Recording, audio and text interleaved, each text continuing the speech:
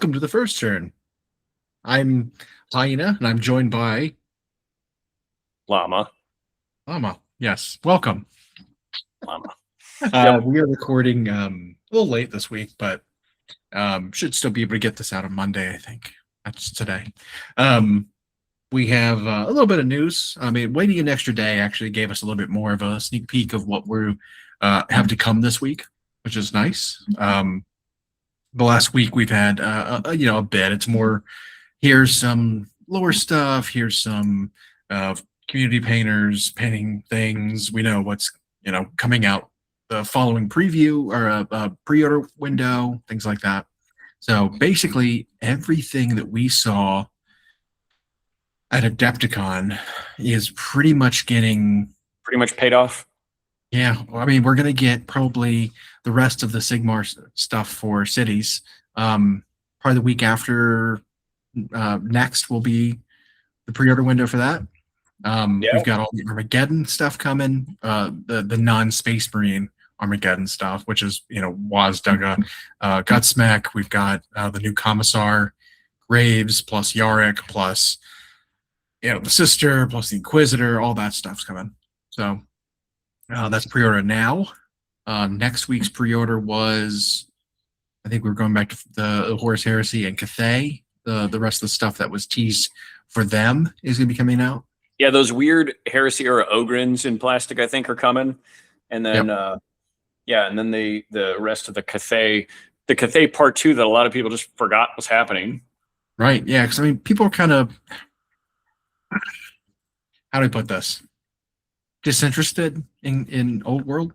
I mean, that's kind of the feel I get. I mean, yes, there are people that play it, sure, but like as far as a mainline game goes, a mainstream game, one of the big ones, it's not captured the attention of people really. And so this Cathay one is, I mean, it's maybe the biggest buzz we've had for Cathay or for old world has been the Cathay release.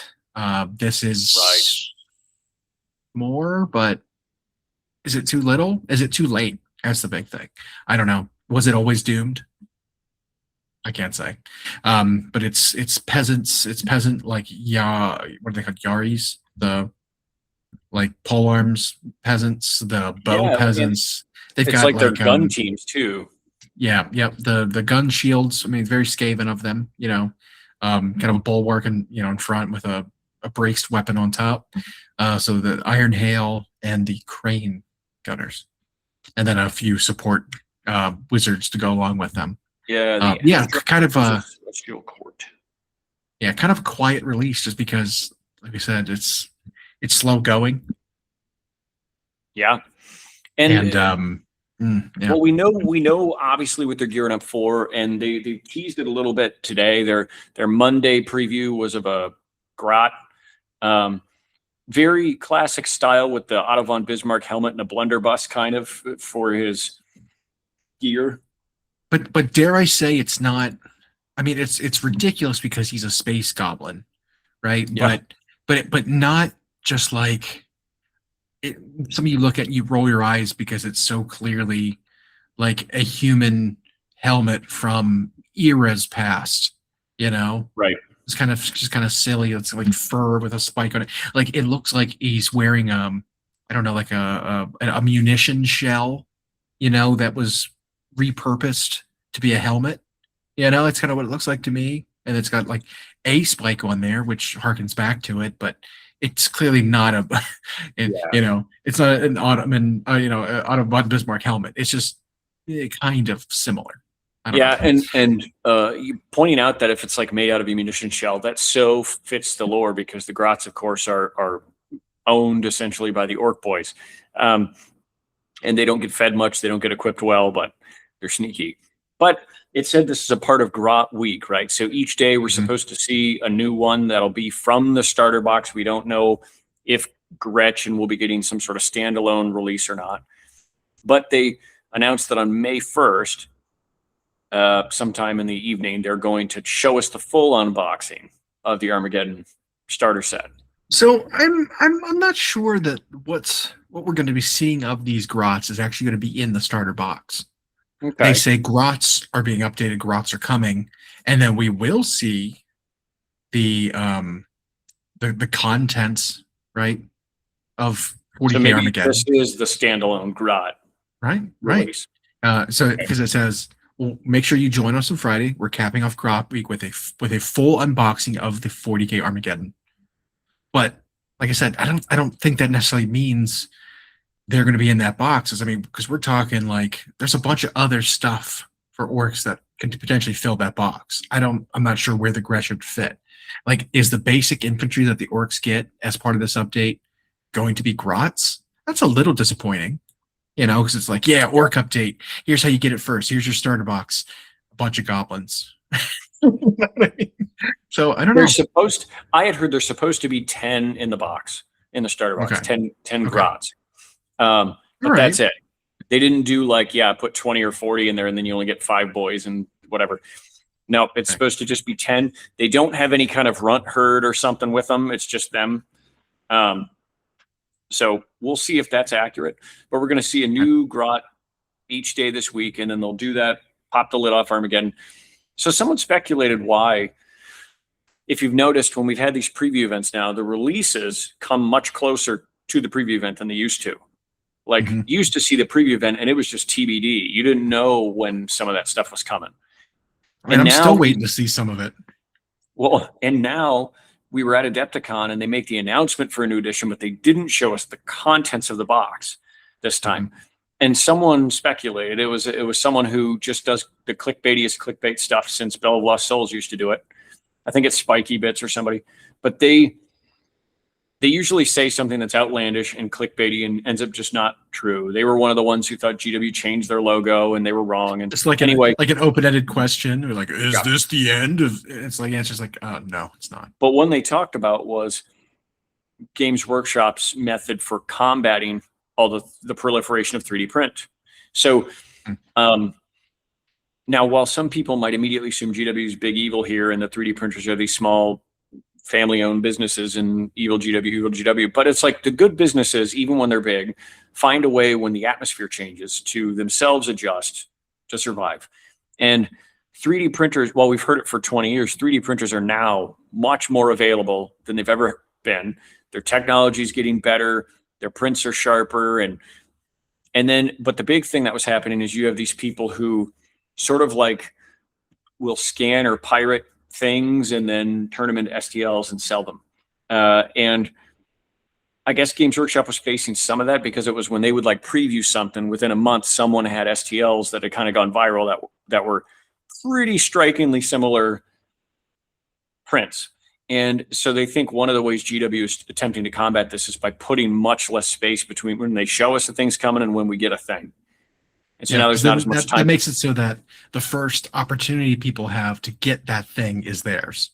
Because sure, the designing of a similar model of the STL and whatever is coming, right? It is. It'll be right on the heels of it, but at least that gives them an advantage. It gives them a lead time to get their thing out before that becomes popular. Yeah. Because if someone sees something and it's like, I really like that, I want that now, they make their own. They kind of lose that momentum that they created, Yeah, and they run that risk even if you think about it when they're shipping models out to content creators that they partner with. These people are getting access to these things. I mean, it's like a month early, but still, they're getting access to them. If any of them were sneaky, I suppose they could scan the image and turn it into or scan the model, turn it into a file, and then sell it. But so I don't know. This sounds like that could be one way they combat it, but that's for all the sometimes justified harassment the internet community gives Games Workshop for what they do. They're adaptable, and they seem to know how to survive stuff like that. Because I mean, they had to know they couldn't do it the same way forever, just like we think about their books. Yeah. But yeah. But we also got an article about that contents a little bit, showing a little bit of. I don't know if it's actually what's going to be on the side of the box, but at least the sneaky thing is we're going to show you some blurry, small versions of the contents. And you can like zoom in, and people could make out a couple things. They could tell that one of the silhouettes were among the new Vanguard veterans, but another one was that like new heavy weapon infantry that they've talked about. So one of the rumors was there are some of the Primaris designs that they're scrapping or moving away from, kind of like with Stormcast, where after a while they're like, we've come up with a better aesthetic for them. Let's legends these ones and then make new ones that are like very similar, but just look a lot better, right? And so it seems like with Primaris, they've gone through a few iterations. So someone claims, first of all, that the new Tactical Marines will be called Primaris, or no, Tactical Intercessors. Okay. Or something like that. Which, why not? Give people both, right? But we've heard things like the suppressors might be going away.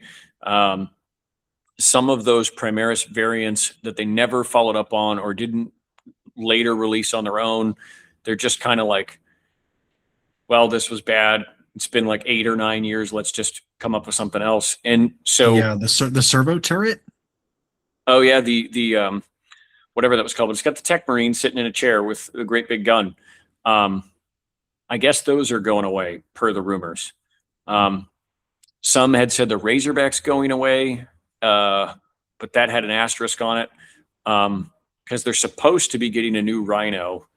And so my thought was actually, if they do make a new Rhino, then I guess you have to make the Impulsor now your Razorback, right? You have to make it your slightly smaller capacity troop carrier with a better gun.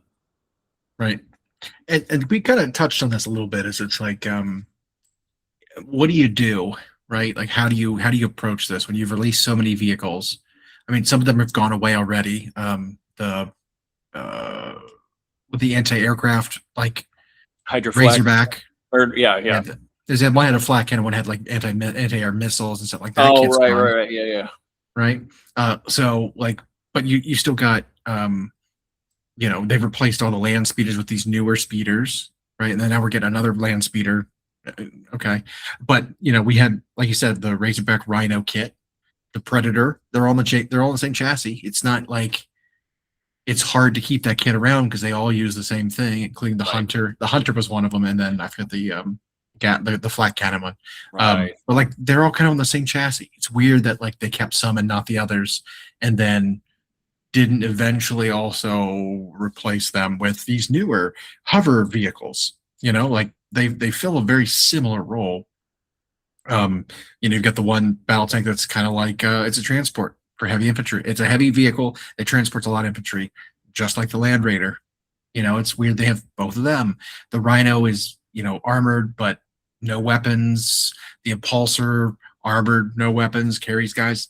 Very similar role. Like, what's the reasoning behind keeping it all? And then even we're talking about replacing it with a new kit, a new sculpt, even, where it's like, okay, why? This was your chance to like do something with it instead of like, rehash it. It's iconic. Let's just release it again. That was some of the sentiment. That was some of the sentiment with the new version of the paints coming out. I think a lot of people weren't that upset that the name Citadel color was switched for Warhammer color, but then everyone was like, well, the logo is just like an Arial type font, boring, and then they didn't give us new bottles. They still have the same little gumdrop shaped pots with the flipper lid that doesn't ever close.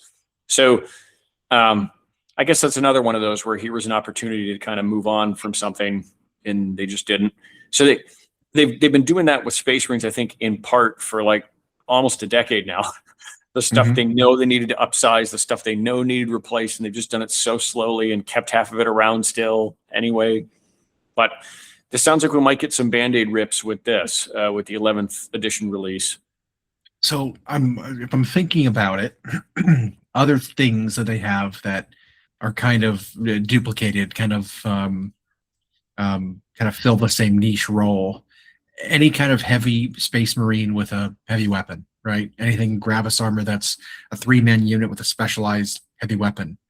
I mean, is this new, like we said, I think we've said this before, but is this new kit going to be, heavy bolters or some kind of bolter equivalent here?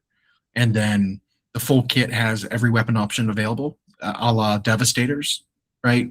And so now they can make Eradicators. They can make, what are the plasma ones? That's the Eradicators. Hellblasters, or something, a heavier version of the Hellblaster. Are they going to have one that's got, meltas and missiles. Like, are they going to replace all those kits with these? I don't know. It's weird because I mean they've kind of diverged a little bit. They've got here's heavy Gravis armor guys. You get bolters. You guys over here in normal Mark 10 armor, you have the missile launchers. Okay, you guys that have power fists and flamer gauntlets, cool. All right, you're Gravis armor. Okay, you guys that have plasma guns, regular armor. Like, it's kind of weird, They've kind of separated things out so much that it's like, what's the one catch-all kit that replaces them all then? Or are they going to be separate forever? It's a little weird. All the silhouette looked like with this is it was like someone was in a heavier suit like Gravis or like Moon Shoes, and they were wielding what looked like a heavy bolter with a shield on it. And so they didn't know if it was like a hybrid breacher design, Moonshoe guys design. Like, remember they had those weird bolt knot pistols that the Moonshoe guys had. So yeah, I don't know if they're going to have a replacement for that. If this is just going to be a generic version in the starter box that only has one weapon, but then they'll make a standalone where you can do all new Devastators, not Devastators. Because that's another rumor is that Devastators are going away. So, so there again, they started this Primaris trend with like, well, we're going to instead make units that are specialist with all of those types of weapons. So this one unit wields 3 different kinds of meltas. This one unit is 2 different kinds of flamers, 2 different kinds of plasma guns, etc. But there were weapons missing in that lineup. The Devastators were oftentimes like points-wise kind of better, but then nobody was playing them either because you could have a tank or a knight that had 40 weapons on it. So I think what they're trying to get away from I guess they do this in Horus Heresy. Correct me if I'm wrong. They have those like specialist units in Horus Heresy where it's like every guy in this squad has 2 bolt pistols and jump pack. I forgot what that one's called, Destructors or something like that. They were actually called, oh man. Yeah, the double bolt gun guys. That was the D, I'm pretty sure. Might be like Devastators or something. It was something very, very similar. Well, yeah, and so I'm wondering if they were trying to, because you've got Gilliman pseudo rebuilding legions, right? And it's like, so I wonder if a part of that is coming back, even though they're separating the games aesthetically. So what if it's like, well, now instead of one tactical unit that can wield everything and one Devastator unit that can wield everything, yes, this makes people buy more kits or more magnets, but we're going to now make each unit a specialist, right? Well, they started to do that kind of with Primaris, but then didn't get rid of the old stuff. And so it just felt like that was inconsistent. And so now maybe they're finally making that last step because it sounds like. So is there going to be lots of like just, okay, well, your old, plasma incinerator guys, are they just going to be, you can use them just now as a tactical guy with a plasma rifle? We're getting rid of that unit, because those kits aren't very old. So it's like, well, are they going to these generalist units now? Are they going to be already like clearly they are squatting newer plastic models already? The ATV was another one. The attack bike, I think, was one that was going to be going away in lieu of just more options. 4-wheeler that was released alongside the Outriders, and it was supposed to replace kind of the attack bike. Functionally, it didn't. Aesthetically, it never really caught on for some reason. But we did hear the Outriders are going to be expanded upon. So I think they're trying to squat more of the old stuff and make at least functional replacements, but it still feels like all the heavy weapons are going to be split up. So I don't know. So obviously, squad everything that's firstborn is potential, right? Which is fine. It's time to go. You can still use your tactical Marines as tactical intercessors. You can still use your Devastators as, whatever the new heavy weapons are. Yeah, I mean, my only issue is that they're going to be already squatting Primaris stuff, right? Like that feels bad. That stuff hasn't been around for very long, and already it's just like, well, cut the rules, cut the support, cut the unit, don't sell it anymore. I know you just bought it, maybe not too long ago, but it's gone now. That stinks. I don't like that. It's too soon. I think it was maybe there'll be Legends rules, but I think it's long overdue for some of the firstborn kits. I think it's too soon for some of those Primaris ones. Like, how about you give them another chance when they're the only one in their slot now? Like, I don't know. Well, it's like they did that with with the Stormcast. Some of that stuff was like, that's too soon.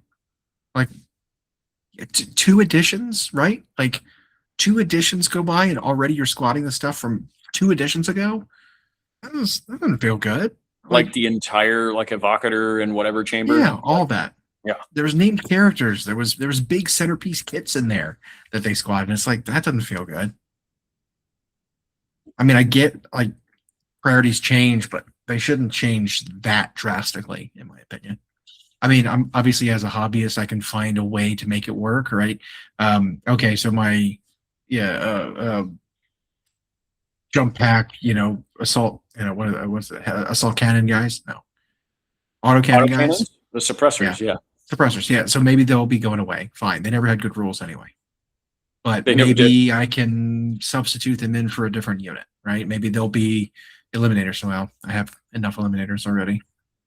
I've got more eliminators than I'm allowed to play because you really can't expand them. Their units don't get bigger. Nope, no reinforced units. So I think I have 12 of them, so I can't play. I can't legally play all of them at the same time. But maybe you substitute them in to be this new heavy weapon squad, right? And like, right. Okay, well, my version of the guys, maybe they aren't as big and they aren't as, the heavy bolter that they have is actually just an autocannon. Like that's my version of it. I give them a regular backpack, take off their jump pack, stand them on something. I don't know. You can make it work, right? It's fine. Yeah. It doesn't feel good though. Like the fact that you just really never gave them a chance, and then you're already like, yeah, they weren't good enough. The models weren't selling. It's like, yeah, because you never actually gave them rules worth of shit. You gave them, monopose 3 packs that you could only get in like a bundle or a starter box, and you didn't allow people to actually expand them or make bigger unit sizes of them. And it's just, what do you expect? Mm-hmm. So you're shooting yourself in the foot and then being like, why aren't people, why do people do this to me? I don't know. Kind of silly. But regardless, we've seen, kind of synopsis of what's to be in the box. We've got some pictures of what they're going to look like. No surprise, guys with jump packs, the heavy guys, the normal assault, or the normal tactical intercessors, a slew of characters to go with the Space Marines, right? We heard there's going to be a land speeder in there somewhere. But the orc side was still kind of a mystery. We were still speculating on that. We thought, maybe now these grots are going to be in there, right? Maybe a few of these grots, 10 of them. I'm hoping for something more elite than that, right? Because it would feel real bad if it were like, hey, here's all these veteran Space Marines versus grots and boys. And then orcs don't get really anything. Like there's no not only that, not only all these veteran Space Marines, but it's like veteran Space Marines and 5 characters going against boys and grots. Yeah.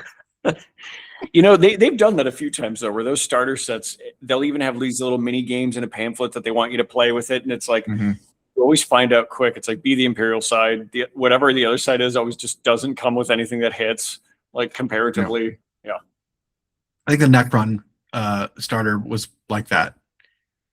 The Space Marine was so much better than the Necron side, but I think it was the opposite. I think the Tyranids were so much better than the Space Marines. Yeah, because so you go back even one before Dark Vengeance, where it was Dark Angels and Chaos. The Dark Angel side was so much better. All their stuff was elite. They had like 4 heroes.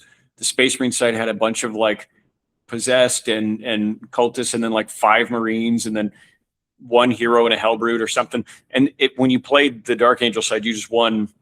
But you're right. I think in the Tyranid one, the Leviathan box, the Tyranids.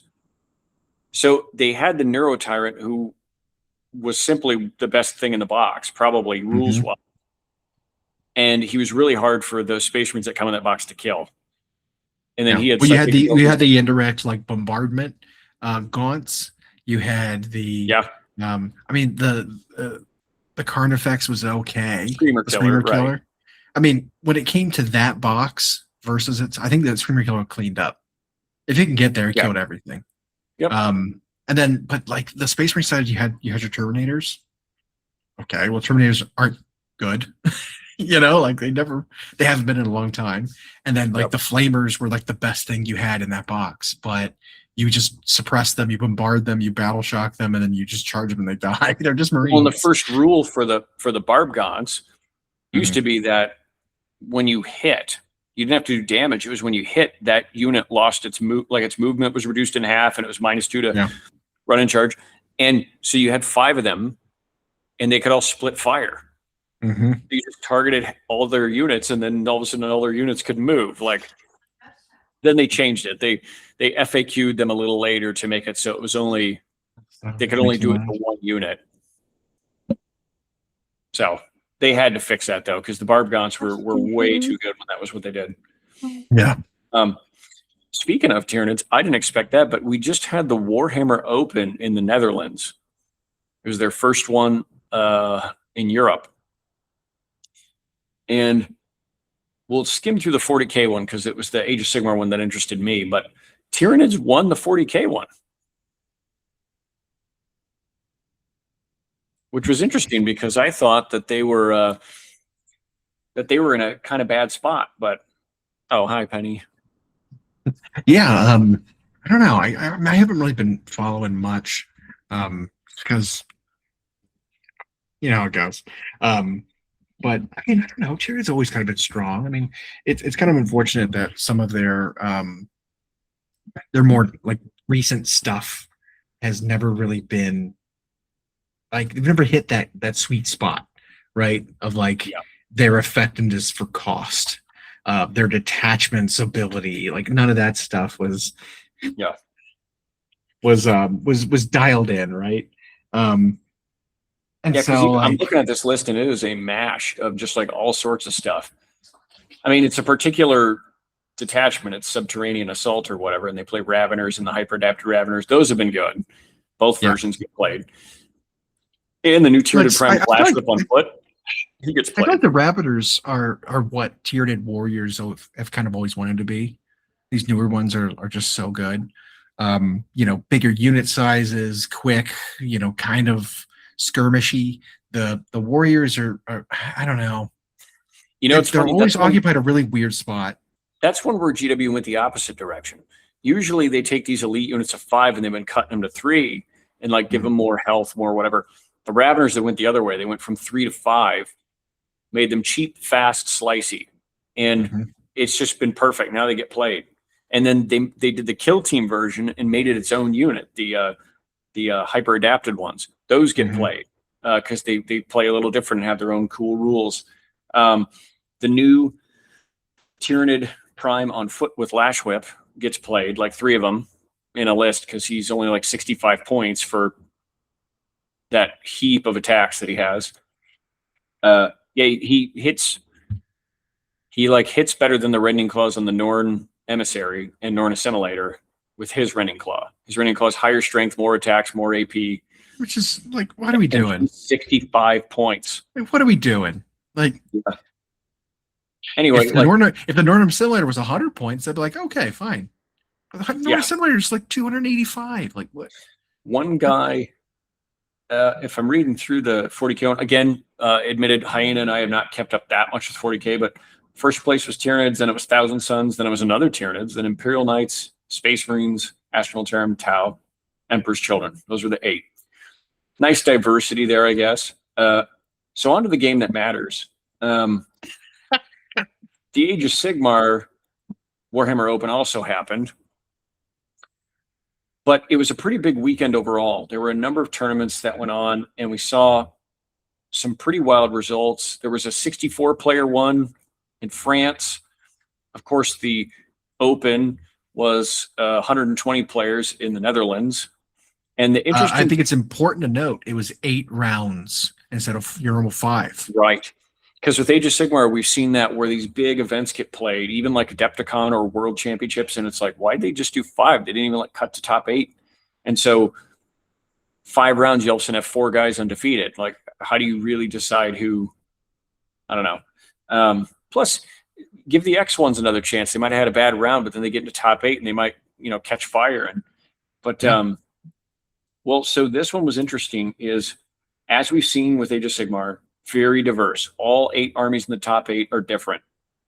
You got Stormcast Eternals at number 8, Blades of Corn number 7, Daughters of Cain at 6. Oh no, there was another Blades of Corn. Okay, at 5. And then we had 2 Sylvaneths, which we'll talk about, I think. But Ossiarch Bone Reapers have seen a resurgence with their new stuff. Flesh Eater Courts had to get a couple of balance passes, and from what I understand, that particular guy, who got second place, is like the guy who does well with Flesh Eater Courts. So it's one of those where he's got hundreds of games in with that army, and so he can take it anywhere and probably 4-1. And then the winner was Sylvaneth, and I guess the new Sylvaneth are very strong. Which is funny because I remember when the book was being talked about on its Reddit thread, people were like, "Oh, this will be a fun kind of campy book. It'll be," and it's like, well, no, they look very good. I think, in fact, everything since, what was the last bland battle tome we got this edition? Because it was like Skaven Stormcast Slaves were all bad. Who else got one back then? Slaves. You said slaves. Yeah. Was it Ghosts? Nighthaunt? Was it? Gloomspite Kits, I think, was early. Gloomspite, yeah. And our point is, we've talked about this week in, week out. A lot of that first wave of battle tomes, they were basically indexes that we now had to pay money for. And in the case of some of them, like Slaves to Darkness, they actually lost rules from index to battle tome. But the Flesh Eater Courts were having trouble competing against those even. And they got some improvements after a couple of balance passes, and now I guess this one guy at least can really hit home with them. But the Sylvaneth new book has performed very well right out of the gate. Now, again, it could be new book syndrome because we saw a couple of weeks of Lumineth Realm Lords, strong performance after strong performance. Now they were nowhere to be found in this top 8 of this great big event. Now, that's not to say they were nowhere. You get down to like 10, 11, whatever, you see a couple of them appear, but none in the top 8. And some speculate, did people jump off the army? Looks like it's very popular among the non-Stormcast armies. It's one of the most popular. But a bunch of new books came out even since that's come out, right? Or a bunch of new rules people got more comfortable with. And so people were saying that some of the points drops that seemed insignificant might have helped some armies that do well into Lumineth, like Blades of Corn and Iron Jaws. If they can get up there and touch them, it can be bad. But Sylvaneth, brand new. Although I don't hear anyone complaining. I don't see anyone saying they're overpowered, but they did have a couple tournaments this weekend where they shown, especially the Warhammer Open. Do you know anything about the new Sylvaneth? I actually haven't. I've been meaning to pick that book up. I don't know what's really changed with them. I mean, other than like what we've got as our like preview rules. I mean, I know they changed how like their terrain feature works, right? So as the battle goes, the effect of their wild groves kind of like expands, right? So they become overgrown, and eventually it just takes over the whole board. Like the whole board is like you're affected by their rules. I don't think it has as many like gotcha things going on. Like one of the biggest issues with old Sylvaneth was this like once per turn a unit that fights can like fade away if they're within range of their wildwood and then get back to safety. And it's not even like after the fight in the combat phase. It was like immediately after fighting, you can fade and disappear. And so it was like, hey, charge in with a big six-man block of Kurnoth hunters. After they fight, they don't get any retaliation. They just teleport away. That sucks. That was not fun. Yeah. It just wasn't fun to play against. Or, Spirit of Earth walks in and fucking hits you with his his 6 damage sword, and then he fades away. Yeah. Cool. Yeah, I mean, we lost games to just them being able to run over and touch your objective, teleport. Yeah. So like it's that, and then there's more healing going on. That's just innate. At the end of every turn now, I think like a certain number of units just get to heal and return models. Like they might be some of the best, resurgence armies in the game, even better than any of the undead armies. Which is interesting because a lot of the death armies had their, choose a unit and restore D3 model. A lot of those rules taken away. Okay. Sylvaneth has that pretty much to the T, where it's like, hey, how D3 of your units can effectively do one of these two things, either heal or restore models, and it's based on I believe the creeping overgrowth has what is it? Everything in creeping overgrowth can be a target, I believe. Hmm. And so like it ends up being a board wide, just choose whichever units you want to can heal. Okay. Yeah. Actually, I mean, no, it's every unit that's in the creeping overgrowth gets affected by it. You roll a d3, you heal that many wounds, or restore models based on that roll. So it's kind of ridiculous.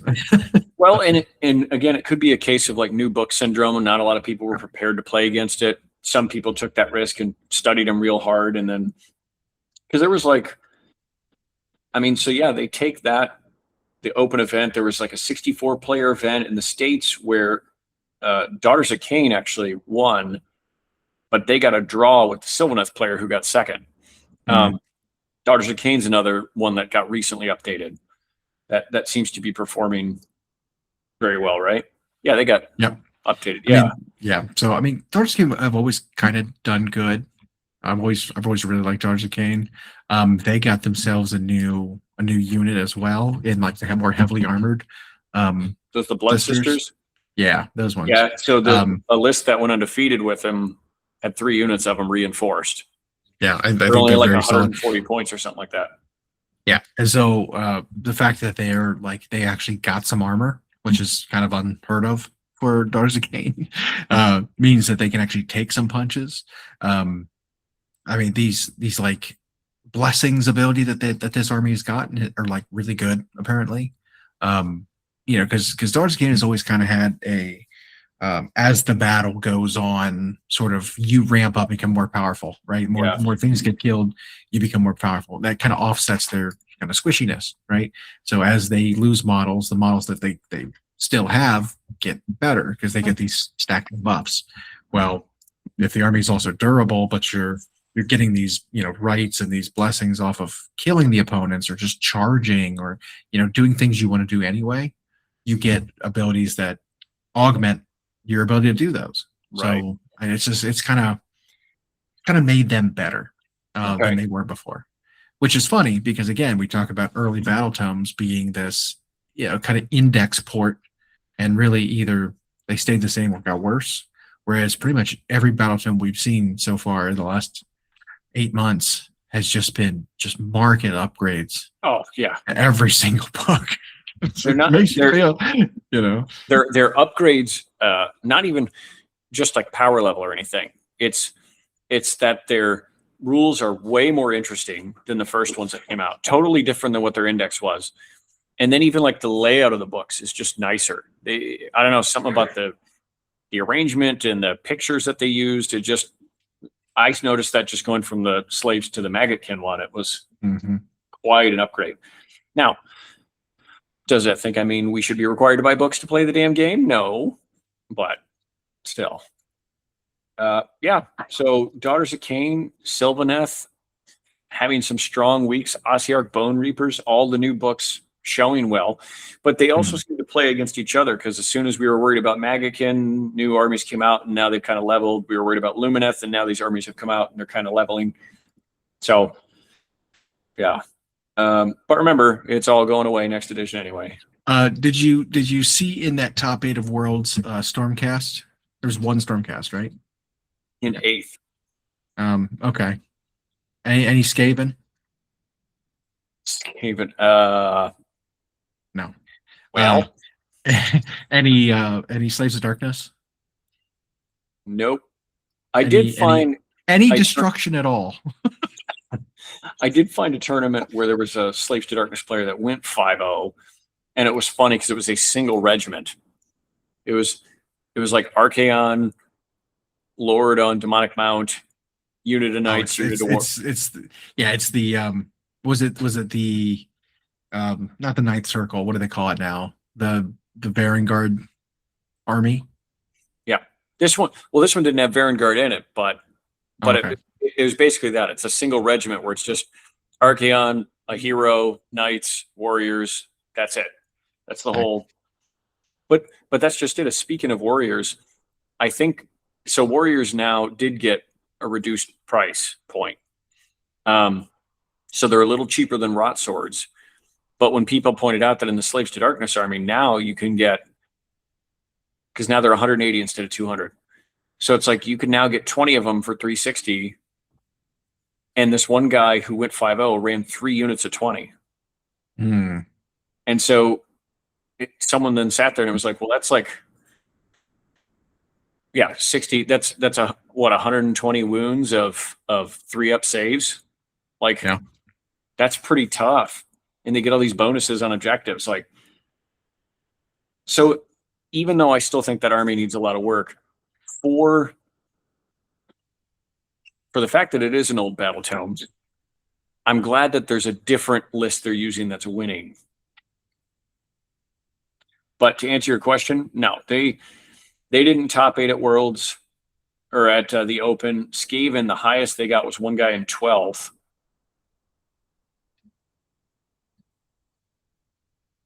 I wonder how they came up with these placings, because it looks like the guy in 12th lost 4 times and the guy in 17th only lost once. Oh, I hope it's on strength of schedule and your pairings and the quality of your losses. And all that. I think it's no, overall it's not battle points. Well, no, it's not battle points, because these ones are out of place. It might be opponent's win percentage and whatever hobby track score is. Oh, weird. But yeah, no. There's one Skaven in the top 28. There's one. The next one is 29th. Oh man, with Chaos Warriors being 10 for 180, it seems criminally overcosted that Dark Oath Fell Riders are 140 for 5. Are you joking? Yeah. Yep. That's bad. Knights at 250 for 5 is rough too, but 140 for 10, 100 points for 10, 100 points for 5. Come on. People still play the Knights though. People still play them. They're like okay for, like, they do have a 3-up save and they have an okay 1 round of punch, but 50 points per guy though for a 3. Is it 3 or 4 wounds? They might be 3. They might be 3. Yeah, that's rough. I don't know about that. Yeah, but some will. I think what happens in that list when they go with the single regiment though is like, this was a different one. The Lots of Warriors list was one list, but then this one that was like single regiment. It's like you can't usually afford the Vanguard and enough infantry to do stuff, so you end up playing Knights as like a weenie version of a Vanguard, which is kind of, I guess, what they are. Yeah, I don't know. But I think all the warriors across the cast factions are now closer to their points placement with each other than they should be. Yeah. Yeah, I was just kind of studying that. Yeah, Rot Swords at 200 for 10, probably fair. I mean, so you're looking at what units are 2 wounds, 3-up save, unit of Blood Warriors? Blood Warriors, I mean, Stormcast Liberators, right? I mean, they're only units of 5 instead of 10, which is unfortunate. Iron Jaws, they're Ard Boys, right? Ard Boys might be the cheapest of all of them. But they're just kind of in an army that's not great. Let's see, Twin Souls are expensive. And they do still see play. But Painbringers are you can only take a unit of 10. You can't, because they're units of 5.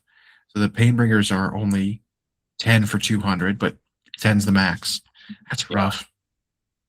Yeah, that's like being able to take a unit of 20 high health, high save units. Like, it's pretty effective. That might be a meta call. That's pretty good. Yeah. Blood Warriors are also 180 for 10. So just like Chaos Warriors, but I don't think they have a 3-up save. I think they have a 4-up, right? I think they do have a 4-up. They do the like mortal wound dagger punch when they die thing, right? Yeah, I think so. I think they still have that. Yeah. So I think those 3 are probably pretty fairly costed. And you're right about like the Twin Souls or whatever those ones are for Slanesh, they still get play, but they are only 5 to 10 and not 10 to 20. It's rough. Um, The twin souls are actually expensive. They're like 140 for 5. Whereas the Painbringers are, which are basically just warriors, are 100 for 5. so let's see. This Sylvaneth list that won Wargrove of the Burgeoning, Lore of the Deepwood, Spell Lore, Lore of the Spirit Song, Prayer Lore. They did the Manifestations of the Deepwood. Their General's Regiment, boy, they go value, was a 100-point Branch Witch. 6 Kurnoth Hunters with great swords, 6 Kurnoth Hunters with scythes. Yeah. 5 Spite Revenants, 8 the Twistweld. That's the Warcry Warband. Warcry Warband. Then they have Dryka with 5 Spite Revenants. They have a Warsong Revenant and another Warsong Revenant, and then a Belthanos First Thorn of Kurnoth. So yeah, it's pretty good. Yeah. Anyway, yeah, they seem like they're doing real well. I've loved the design of these newer battle tomes. I wonder how they're going to retcon all of it if it's all supposed to go away. I don't know. I still don't buy it. We'll see. Why are Gut Rippas the same cost as Ard Boys? Oh, that's criminal. You know, one thing you and I talked about after last week's show was how some of these rumors of the Age of Sigmar world blowing up, it could actually point towards stories that are going to be a part of an end of an edition campaign. And I thought we then talked a little farther on that and realized it's like, well, wait a minute.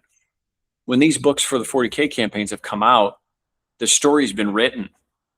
So they tell us that these campaigns are going to happen. You know, they made that announcement that Titus is going to be sent to 500 Worlds he's been promoted to captain, and Gilliman's sending him to try to reclaim a part of these 500 Worlds. When the 500 Worlds campaign book came out, the story was done. It was over. Like Titus had completed whatever he was supposed to, or completed most of it or something. And then this kept happening with like the Maelstrom, and then it's happened with, I don't remember how the Eye of Terror went, but I know Armageddon, there's these opening sequences that says present day Armageddon has fallen. And so it's like, so these campaigns are actually not, while they're incentivizing people to play new ways or to relive some battles from these campaigns, the players are not actually impacting the outcome of the campaign, which that's a little different than how Games Workshop has approached it in the past.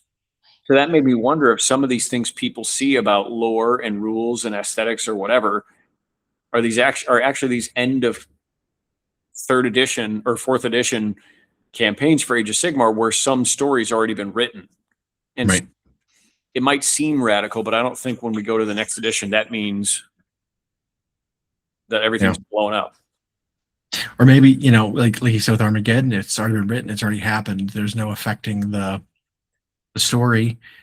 What if like it was misunderstood that like, oh, the last world isn't actually going to be the next one. Right. It was the last one, right?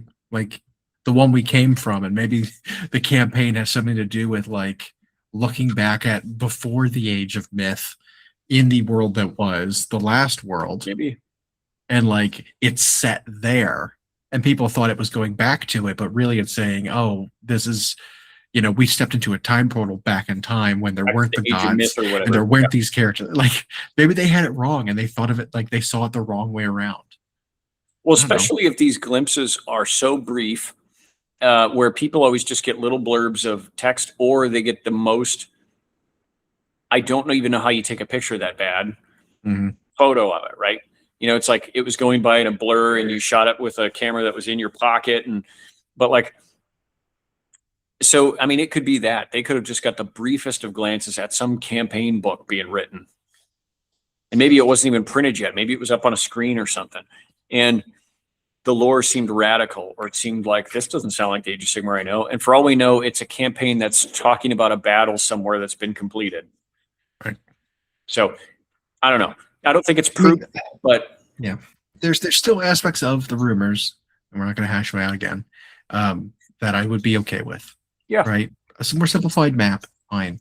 You know, maybe they, you know, maybe the world the whole time has been on one single orb, right? And they just finally figured out a way to breach the realm's edges, and they realized, hey, we're actually connected. Like we didn't know that. Like You they're know? all on a string and someone pulled the drawstring and it went like, Yeah. and now they're all, When I was a kid, I had a VHS. This is how I'm dating myself here. I had a VHS that I'm sure I a cassette tape. Oh, my disc is That round. What do you? well, my discs were rectangular, and they were, and then the disc itself was, I don't know, 200 feet long of magnetic black plastic string.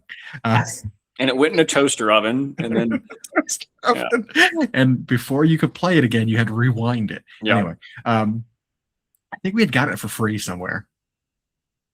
Because I know we didn't buy this. Well, no one who owned it could have still been alive. But there was two, so we'll never know. But there was like a kid's like video that I remember watching a lot because I really liked it. Half of the video was a like crash test dummy animation. Sure. So they weren't like just people crash test dummy. It was like a cartoon, and the characters were the crash test dummies, and they got into hijinks and like I don't know. Remember Beast Wars? Anyway, sorry, weird shit. And then the other one was this Mega Blocks thing, which is like a knockoff of Lego. I think it was Mega Blocks of like Legos. Duplo. Where Duplo, was something. It was something like that, and it was basically these kids had these different worlds they lived in that they had their own setting, right? Like the one kid had a pet monkey, and the monkey did all the playing with all the other animals. Well, they eventually they got the idea to like go to the edge of their world and start taking apart the blocks. And they discovered that behind the block wall, there was another kid living in there with his own setting. And he like joined that one, and they like integrated their like two like block settings. And then they're like, hey, well, if we had a wall between us, let's knock down the next wall and see what's in there. And they met another kid. And it was super weird. That's all I really remember about it, but it was super weird. But it is relevant because this is what we're talking about here, right? It's like maybe the realms have these walls that are, you know, kind of it's some kind of a false barrier that they said, hey, you can't go any further than this. But really you can. You just got to figure out how, and then you go far enough and you slip into the next realm that seems connected to me, you know? And so maybe they've figured something out like that. They're like, hey, we've been connected this whole time. We've been using these teleport gates, which, while convenient, maybe are not the only way to travel, you know? Maybe it's very important strategic point that we can control and teleport between places faster, but we could just straight up walk somewhere now. We don't need to worry about it. We can fly there. We can, rocket there. We can, ride the moon, whatever, however you want to travel. You know what I mean? I don't know. Yeah, well, I could see them retconning it. It could make sense. It could work, A little bit of retcon here, a little bit of people misreading something there, and it could explain a lot of what we've seen. I should be fine with most of it. When you hit on, again, we won't rehash them. When you hit on Warcry warbands, it sounded a lot like what people were thinking they saw coming, but they've forgotten about. It led me to think of so many things like that. And so there were ages, I think, in Age of Sigmar's own canon where there were like none of the gods were present, and then Sigmar and Archaon were silent somewhere. So it's like, I don't know. So it could just be we're reliving something like that, and they're going to give us a campaign version of it. I don't know. I guess more of that is to be seen. We haven't heard much on the rumor front on Age of Sigmar otherwise. We're still in the same spot with dwarves and ogres and Seraphon. They're still kind of stuck in the same place where we don't know much yet. Yep. We're getting down to the bottom of the barrel, though. Like we said before, that besides those three, there's not much.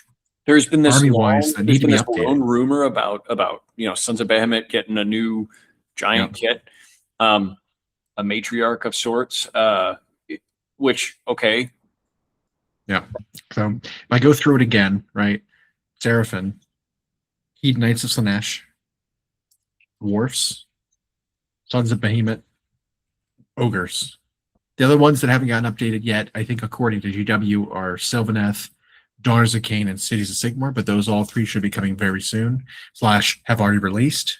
Yeah. So like they'll be officially, made viable for tournament play and stuff like that. So we're down to 5, right? Because Fire Slayers is going to be transformed into something else. So don't really consider them. Call it dwarves. Down to 5, and that's if they don't release a new army or whatever. So it's getting pretty close to the end of the edition. I mean, like, it feels like everything's been updated. I'd like to see updates to some of the early armies.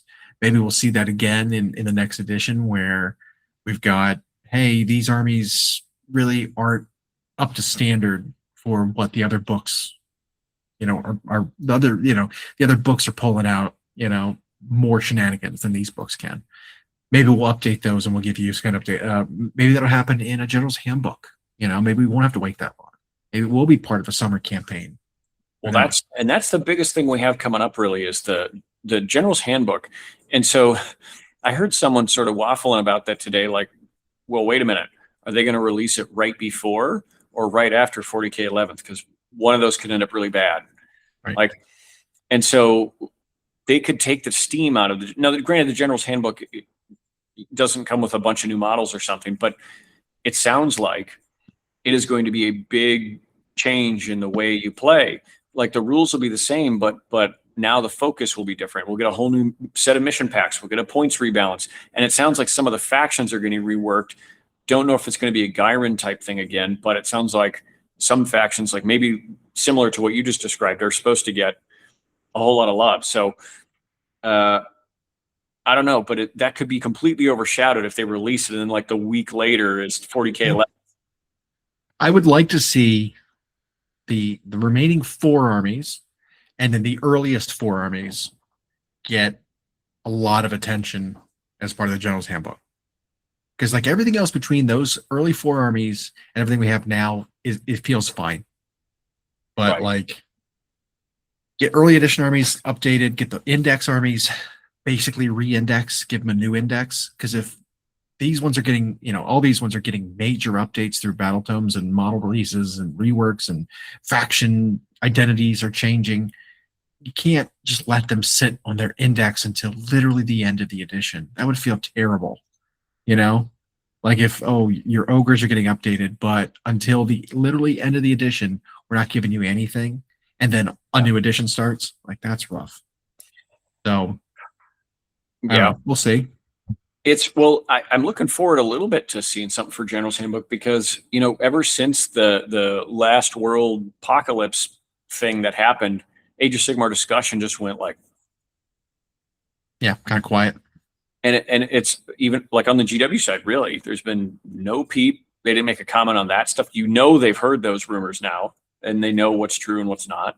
But they didn't even do a funny thing to mock it. They've done nothing to suggest what's coming. They're dialed in on 40k and Horus Heresy, I guess, right now. But which, I mean, is hopeful. Like, I guess no news is good news, right? Yeah, as they say. I mean, the fact they're not acknowledging it neither means it's they don't want to draw more attention to it. That could be because it is wrong. Let it die. Yeah.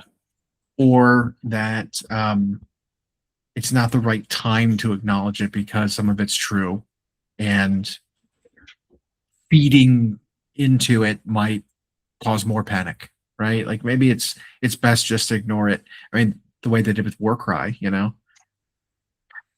or whatever that one box set was, that Quest one from a long time ago. Curse City. Yep. What happened to Curse City? That would come up at every Q&A. But it could be, by not talking about it at all and focusing on the 11th edition 40k stuff, maybe the rumor will just die, and they might want it to, either if it does hit too close, or I don't know. Or maybe they're going to rework something. They're looking at the fan reaction and being like, oh, maybe. Yeah. Maybe people aren't too keen on this. There's one other thing I was thinking about the just ignoring the obvious question. Another little anecdote. I watched a show called Peppa Pig. Yep, I know Peppa Pig. It's Yep. fine. It's fine. It gets a lot of hate. The newer version of the show is not bad. It's not that good, but the early show is good. Their early work.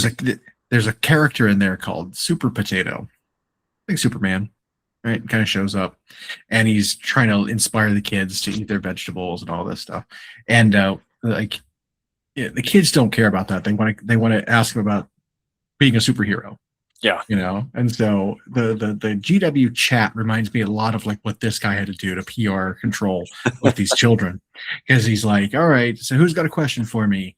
And the kids are like, can you jump over a building? And he's like, what's that? What's my favorite vegetable? You know, just ignore and them. he's like, can you run faster than a train? He's like, what's that? What vegetable is good for increasing, you know, like your fitness so you can run faster? You know, kind of pivoting it. And then you know, it's the last question was the funniest one where the kid's like, have you ever eaten a potato?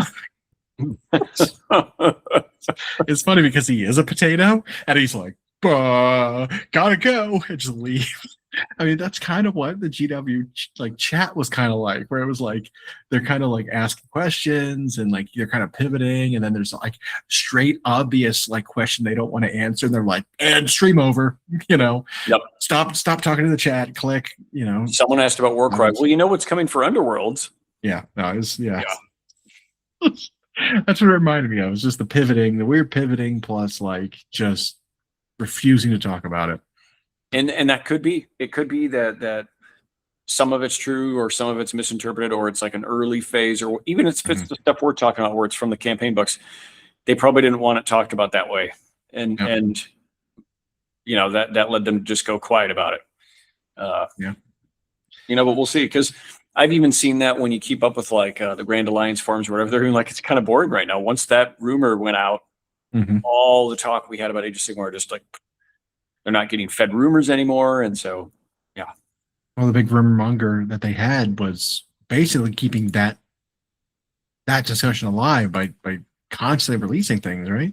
Yeah, and a couple of the other ones who were credited a lot, it seemed like they were always in concert with, you know, that one poster would come on and have this very detailed kind of concrete thing, and then the other two would confirm it in weird, you know, clue ways. Yeah. And so now it's hard to tell. It's very few of them are speaking on anything new. So, and again, we've heard rumors that they're trying to keep the release windows a little tighter to the previews now. Yeah. So maybe we just don't know. Yeah, maybe the everything we've heard rumor wise is all led us just to the end / beginning of the new edition, you know, and there isn't much planned but beyond that. It's still another year out, and right, you know, we would assume. So maybe that's all there will be up until, you know, new edition gets closer. I mean, 14 months is a long time, because I think that's about where we're sitting from that release. And now that they release stuff as quickly as they do, a lot could change from now to then. They might even pivot on something, but yeah, I don't know. Yeah. But yeah, I mean, it makes me hungry for more. But speaking of, do you think that dwarves just like mix their food with ale in a blender and just like? I mean, yeah, why not? I mean, it would be easier to drink out of a straw if you have a beard, you know? Oh yeah. Than try to eat like meat off the bone. Just yeah, greasy, just hair in every bite. Yeah. Yeah. Speaking of, yeah, I could eat.